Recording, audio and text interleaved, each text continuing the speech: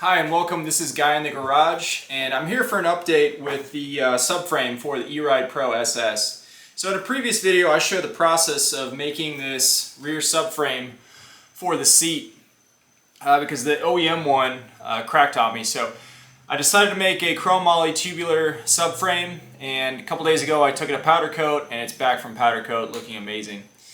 I got them to closely match the existing frame with the texture of the powder coat, and I think it looks pretty good. It's slightly off with a hue, so this is a little shinier, but otherwise I think it matches great. The texture is about the same. So what I want to do is show me putting this on the bike, on the E-Ride Pro, adjusting my rear rack that I have on the bike, and then also making this plate right here that houses the rear light. And I'll show the process of this. It's a quick project. It'll just be a plate that runs on the back of this that'll hold the rear taillight. So I'll go through this and show how it's done and put it on the bike, see how it looks, and test it out. Here we go. Here are the two subframes side by side. So on the left we've got the old one where it's been cracking. Yeah, not going to use this anymore. Going to toss it. I'll keep it in a heap of scrap somewhere. But here's the new one, all said and done, looks very good. And what I'll do right now is, this piece right here, this is where the light goes on the back. This thing sits right here. And what that does is it protects the bottom of the seat and then up by where the shock is. So what I want to do is basically replicate this, make it a little thinner. Thinner by that I mean a little narrower. And put it right here, and then fold it up to the top here so I get a little bit of protection from the mud and stuff, because this is where the rear wheel is and where it's spinning, and it's gonna be flinging mud and stuff around. So let's see what that actually looks like on the bike.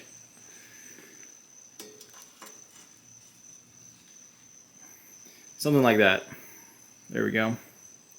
So that plate is where my thumb is. It'll go down and protect that area. So what I'll do is I'll use some aluminum. This is, I believe this is about a 1/16 of an inch.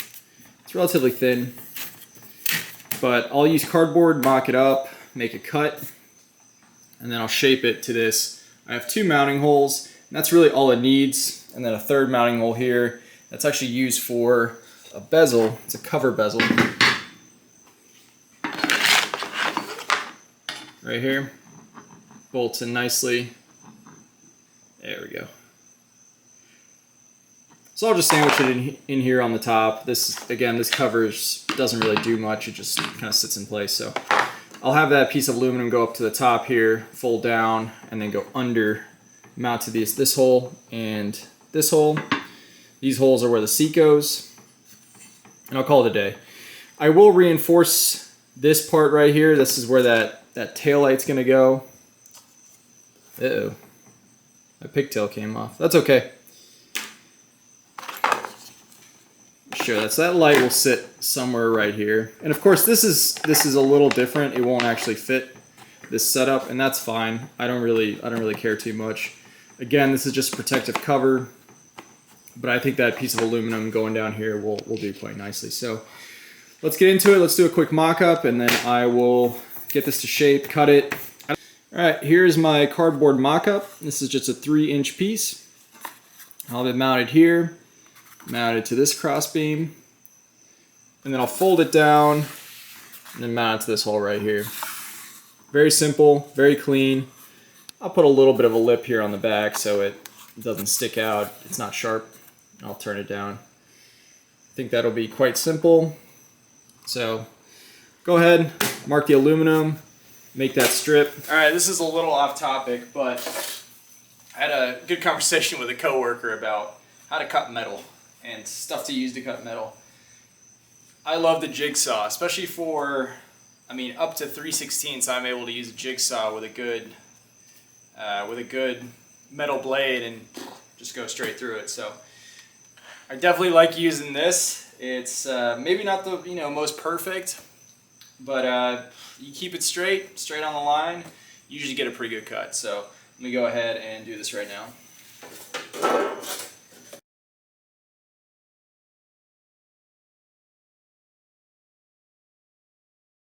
Easy does it. It's pretty good cut. I'll clean it up a little bit. Just sand it down. All right, here is that straight piece of aluminum. Bevel the edges a little bit, made it look nice. And it'll fit perfectly in here. I had to make it 3 inches to get around this. Yeah, I could have gone a little further out, but I don't want any sharp edges to be exposed, so I have it on the inside a little bit. So what I'll do now is I'll go ahead and bend these. What I'll do is I'll just put it in the vise between 2 pieces of wood. This one I'll work to probably about a 60-degree angle, so not quite 90 degrees to this, but just to turn it in. And then here, I'll start the bend right after this member. And same thing with this one. I'll bend it in. Okay, I'm back from bending. Here's that end. Gonna bend about 60, 70 degrees here. Bend it here, and then bend it here. So what I'll do is I'll put a hole through here. I don't have to thread anything, luckily, which is really good. I'll put a hole through here, and a hole through here. And I'm just gonna put nuts on the end of it. I think it's fine. I've got some shorter M6 screws, and that'll hold this thing together. I'm pretty happy with that. I'll go ahead and drill it, bolt it in, and then I'll have my base. And then after that, I'll figure out mounting the light. Now that the holes are drilled, I've got it mocked up. You can see, nice plate on here. 2 M6 bolts. Again, these aren't the ones I'm going to use. I just wanted to mock it up. And then it folds in nicely right there with that bezel bolt. I think it looks pretty good. It's clean. I will coat this, or I will paint it. I think I'm going to use this Herculiner. I've used this before. There's no need to get this little piece powder coat. It's nothing nothing super pretty, but this Herculiner, I've used it before. It's pretty durable. I probably won't paint it tonight. It is raining, but I think I'll use that Herculiner to paint it. Give it more of a kind of a rubberized coating, so if stuff rocks and stuff hit it, it doesn't get all beat up and bent out of shape. So what I'll do now is I'll take this light off and I'll figure out the mounting on this plate. My thoughts when I was driving home from work today, I was thinking maybe I could just put a piece of 1/8 inch aluminum here on the back, rivet it in. I really don't need to weld it. I could. I don't want to weld thick stuff to this thin stuff. I don't want it to warp. And it doesn't have to be super structural, so I think I'm just going to put a piece of 1/8 inch, I think by 1 1/8 inch thick aluminum riveted in from the back, and then drill holes through the back as well, and thread the light in. I could put through holes. I think it'll be a little firmer if I do put a reinforcement bar in here. It won't be as floppy. That light won't be doing this, bouncing around, because this is pretty thin. I want it to be light, so I'm gonna put that bar in there, rivet it in, and call it a day. All right, so here I have a bar which will go in between these 2 supports just to reinforce this and give me a little bit of meat where that light goes. So what I'll do is I'll put a couple holes in here, probably 6 holes, drill through and put 1/8 rivets in there, and that'll be fine. Again, I don't really want to weld this. I could weld it.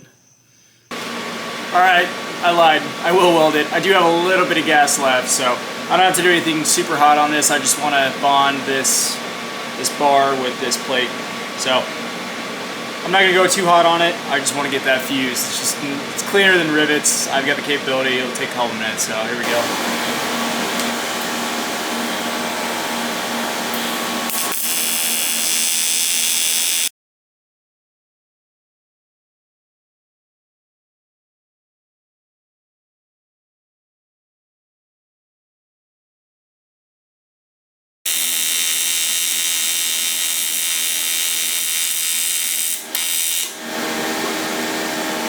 Alright, here it is.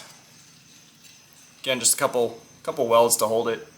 This is what I was worried about, that bending right there, just from it cooling and pulling up, so I'll have to bend that back a little bit.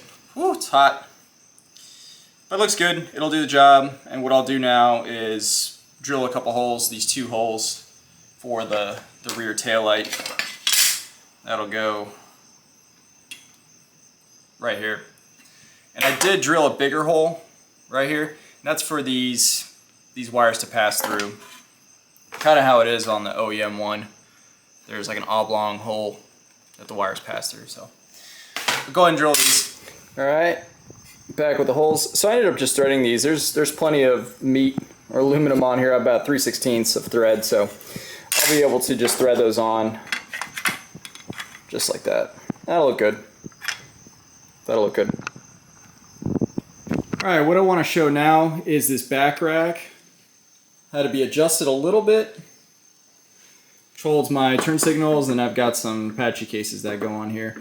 I want to test it out first before I put any cases on there. Now what I had to do is I had to move this rack forward a little bit because of this member right here. Let me take the seat off to show you.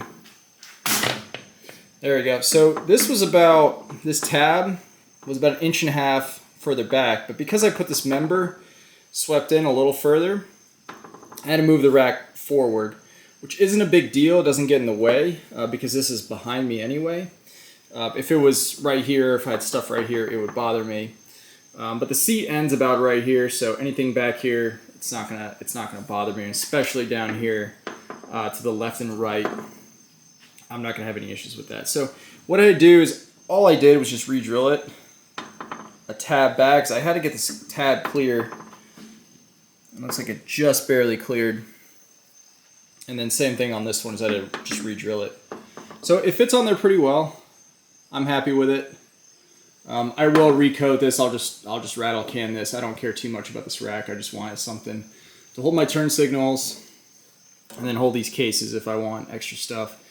But I do believe this was one of the culprits to why my old subframe cracked, because there's a lot of loading, but now it's about right in the middle where a lot of that loading is going to be, and it's a little closer in now by about 1.5 inches. So I'm not going to have as much weight way back there, having that bending moment right on that point. So I'm much happier with this. I think it'll work out pretty well.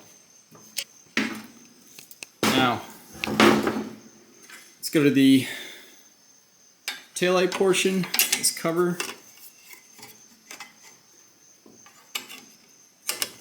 Ooh, pretty close.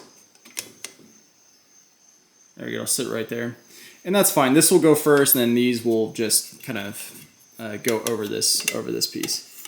So that's fine. I'm not too concerned about that. The rack will go on last anyway. All right, now that this is pretty much done, I'm gonna go ahead and put the new subframe on the bike and see how it looks. So I'm gonna speed through this, but I will show what I'm doing. I'll just have it fast forwarded.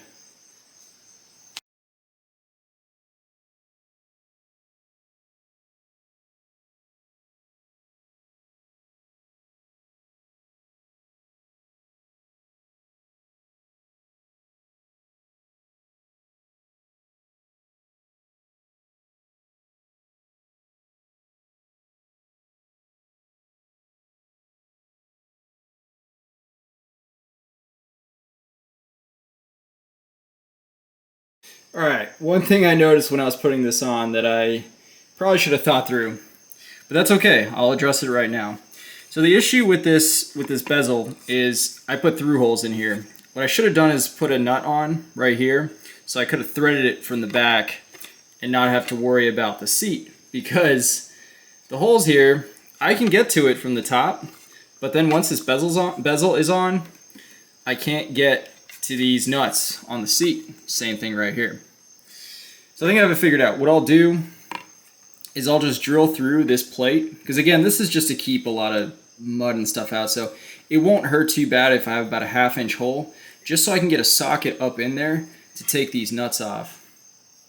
I want it to be useful. I don't want to mess with it, try to get in there, tiny fingers to try to hold this nut while I try to get this plate on. I don't want to deal with that. So I'm just going to drill holes through here so I have access to these nuts on the back of the seat and go from there. It's just one of my pet peeves. I am an engineer. I'm also a mechanic. And when those two things come together, it's always a good thing. So I don't want to misengineer something and then just have it be an absolute pain down the road. So both being a mechanic and an engineer definitely helps. I try to think through things so I'm not, getting into this situation. But some things I don't expect, or I just don't think through all the way, thinking, oh, it's good. But you know, it's one of those things after the fact where I should have put a nut on here and a nut on here, just tack welded. But of course, I don't want to mess with it now with the powder coat. This is an $80 powder coat. I don't want to touch it. I don't want to mess with it. So again, just drill those holes. Okay, I'm back. I drilled those holes. Looks pretty clean. And I should be able to get that socket and the nut in there. I'll be good to go. Okay, I've got the light on now. I've got these bolts on right now. You can see a nice hole through here where I can put the seat nuts on. Here's the light. I need to get more. I've got these just countersunk Allen head, but I need to get some more pan head like this. So these aren't the best, but just for test purposes right now, I'm just going to use these. But I will get some more pan head M6. I'm running out. I like to have a lot on hand because they are very useful, especially on this bike where I'm trying to keep everything metric. So I'm going to go ahead and put the rack on just to see how it fits, and then pop the seat on, which is kind of nice. I can pop the seat on after the rack because I don't need to mess with anything here. I can just pop these screws in. This plate looks good. Pretty happy with it. Protects everything that it needs to protect. And yeah, I've got those, you know, kind of big holes in there, but whatever. Not a big deal. More airflow, more aerodynamic. Alright, so here's what it looks all put together without the seat, of course. I just cleaned up this wiring a little bit. I put this little cable retainer, and I just slipped it over this. There's enough friction on there. Just pops right on. Keeps these wires from bouncing around, coming out of here. Keeps it all retained. The seat will go in between these. I do have a zip tie further back here, but I think that'll look good. So let's put the seat on, and this thing will be done. Okay, this is what I'm talking about with the socket. See, it goes in there very nicely, and I can tighten both of these nuts. It's not the prettiest, but again, I had to think through it a little bit just to make it the most ergonomic. Here I want to show it pinches this plate a little bit, which is fine. I really don't mind. There's really no issue with that. I think it's fine. And then the light sits there pretty nicely. I think it looks good. What I'll do is I'll use that rhino liner on here. If you saw my other video about the stealth factor, driving this thing at night, trying to keep the lowest signature, you'll know that this is pretty bright, it's reflective, and I do want to black this out. Alright, here we go. This is it. This is all put together, minus the paint on this and the rhino line, which I'll do later. That's fine. I think everything tucks in very nicely. All the wiring tucks in. The seat with this rack, it's pretty good. It's pretty good. A little bit of contact there, that's fine. I'm not concerned about that. It's not pushing it in at all. It's just barely contacting, so that's fine. As you can see, this whole subframe looks great. And your center of mass is probably right here on the seat, so that's why this member goes up a little further than it does in the OEM. The OEM one terminates about right here, and then it goes to that cantilever, and that's actually where it cracked, right about here. So I extended it up a little bit where my finger is. That's where that member welds to. Everything works fine. The cover closes nicely. The bezel up here lines up. The lock lines up perfectly. And the bolts line up really well. So I'll go ahead, take a spin, make sure everything feels nice. I don't think there's any issue with this rack being about 1.5 inches forward. I think it's actually better. It doesn't interfere. My legs come down right here, so if I do have cases on here, they won't interfere, they won't hit me. And I don't have anything up here, so if I do land on the back, I'm not going to hit something hard. And the mud guard got about 1/2 inch to 5/8 of an inch clearance here. So overall, I'm really happy with this subframe. I appreciate watching this video and the journey of making this new subframe, and I don't think I'm ever going to have to mess with it again. I think it's extremely solid, and it'll give me years of fun to come. So thanks again for watching, and stay tuned.